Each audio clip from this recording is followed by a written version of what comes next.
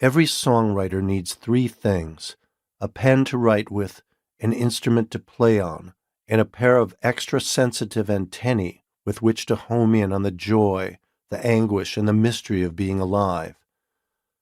I keep those things handy because I'm a songwriter by trade, one who has a uniquely devoted audience. That audience seems to appreciate the many songs of mine that ponder the bewildering miracle of humanity's dual earthbound and spiritual nature, as well as the tension and apparent contradiction this implies. Along with composing, performing, and recording songs, I've been teaching songwriting for more than 3 decades.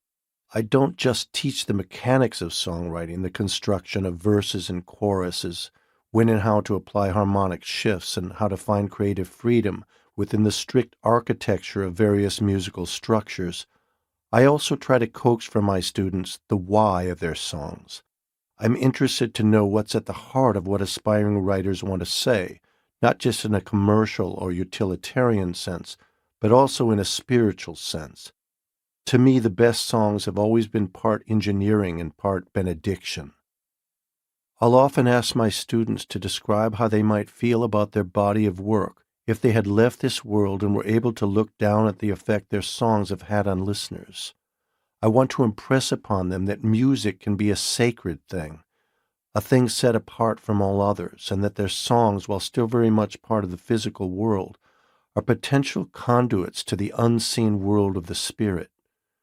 In that same way, this collection of stories and reflections is a lot like the many records I've released over the course of 35 years.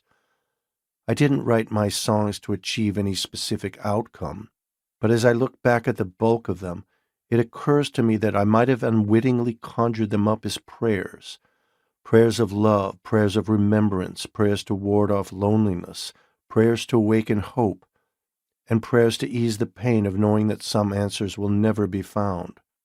And just as my songs vary in tempo, tone, and length, so too do the narrative reflections I share with you in this book.